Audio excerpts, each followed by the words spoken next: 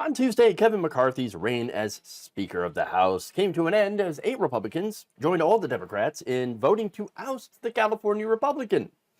The motion to vacate was led by Representative Matt Gaetz, who used the rules allowing a single member to Congress to call for a vote of no confidence in the Speaker.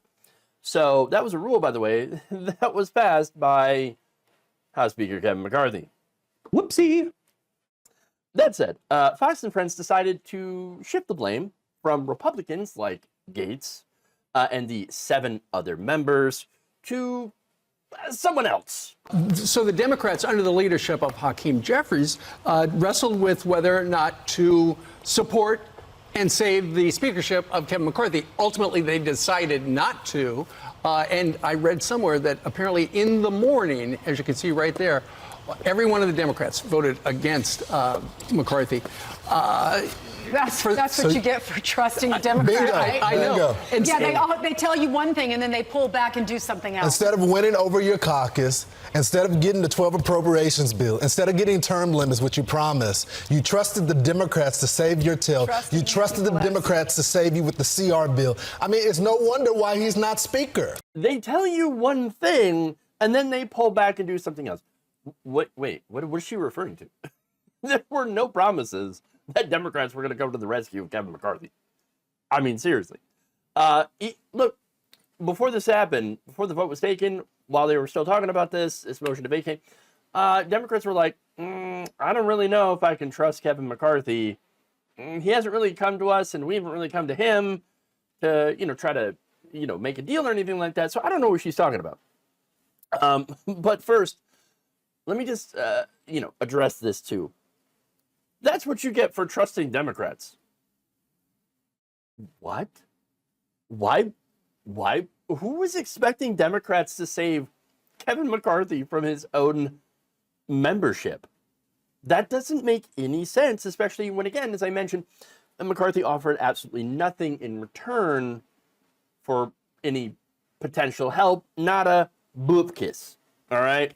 And honestly, as I mentioned as well, a few Democrats even trusted Kevin McCarthy, and for pretty good reason. It's not like he's got a great record of being super trustworthy on his word now, does it? In fact, after Democrats pretty much went out of their way to help Kevin McCarthy prevent a government shutdown that, of course, Republicans would be blamed for, by stripping out funding that they wanted for Ukraine, McCarthy returned the favor by going on CBS News Face the Nation and to say this. Most of in the press probably thought we would have shut down yesterday, too. But no, we did not. Were you confident we wouldn't shut down? I was confident I could get something on the floor to make sure the option that we would not. But that you our weren't sure military. it was going to pass. Well, I wasn't sure it was going to pass. You want to know why? Because the Democrats tried to do everything they can not to let it pass. They did Democrats were the ones who voted for this in a larger number than Republicans to keep the continuing resolution alive. Did you watch the floor yesterday? Oh, yes. Okay, 90 Republicans voted against it. I mean, being fact-checked in real time as well. Like, no, actually, it was Republicans that voted against it. Democrats were trying to keep the government open. Not only that, but of course, McCarthy had launched a nonsense impeachment probe against Biden based on no evidence. Again, talked about that clown show for some time. So, again, he's lied, reneged on past deals. But no. According to Fox News, Fox and Friends, it's the Democrats that you can't trust to save Kevin McCarthy from his own side. Again, doesn't make any sense. Why would you expect that? This is hilarious. Now, as for Kevin McCarthy, who does he blame? Nancy Pelosi. I'm not kidding. CBS previously noted that under Pelosi, a motion to vacate could be offered on the House floor only if a majority of either party agreed to it. Before that rule change, single member could move for a vote to unseat the speaker. McCarthy was originally against that provision, allowing a motion to vacate by a single member, but agreed when Gaetz and others stood in his way of becoming speaker and claimed that Nancy Pelosi had convinced him to take the deal. No, he wanted to be speaker, but he knew that this could happen. So how's that her fault?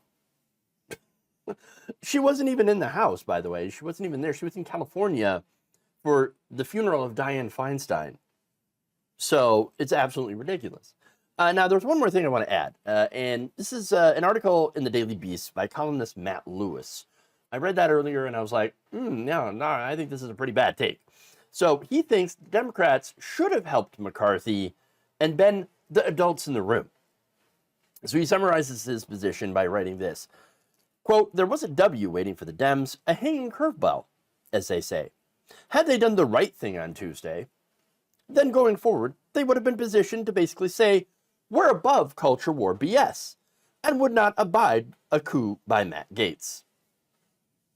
How's this a culture war? He continued by saying, "Nobody asked us to rescue McCarthy, but we did. That's what responsible leadership does. Remember that the next time the GOP says we're the problem. Now they can. Look, I got news for you. No matter what would have happened, they were still going to say that. They're still going to point at Democrats and say you're the problem. That's kind of what Republicans do. And look, they play dirty politics, and they play it extremely well. This guy believes, though, the Republican fever will break, and suddenly they'll become reasonable again, because at the end of the day, they want to govern. I'm sorry, have you been paying attention to the Republican Party? I mean, again, I read the article, the whole thing, and he's listing off reasons that Democrats shouldn't trust McCarthy, and then says, but we should be the adults in the room and set a good example. No, you're not. Look, the reason I'm saying we shouldn't be setting a good example for Republicans is, number one, they should already know better. Number two, it wouldn't matter because they don't have any interest in governing at all. Good governance, bad governance, they don't have any governance, interest in governing at all.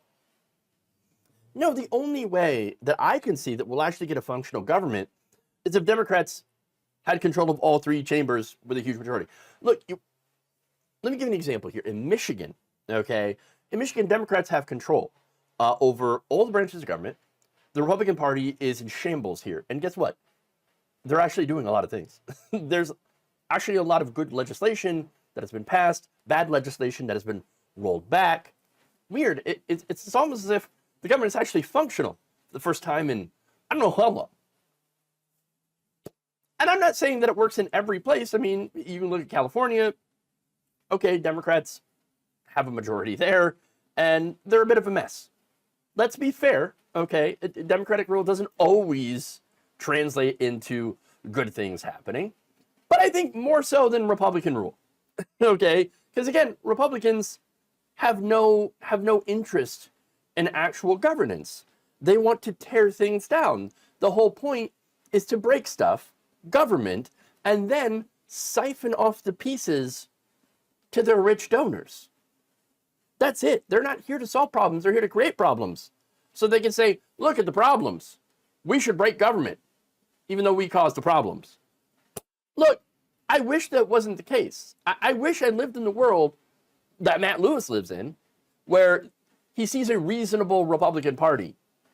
I mean, I disagree with Nancy Pelosi. Oh, we need a strong Republican Party. No, we don't. Not this kind. No. The best thing for the country right now would be for the Republican Party to completely implode and end as an institution and basically lose all of their power. I would personally also like to see a new party rise up to challenge Democrats from the left.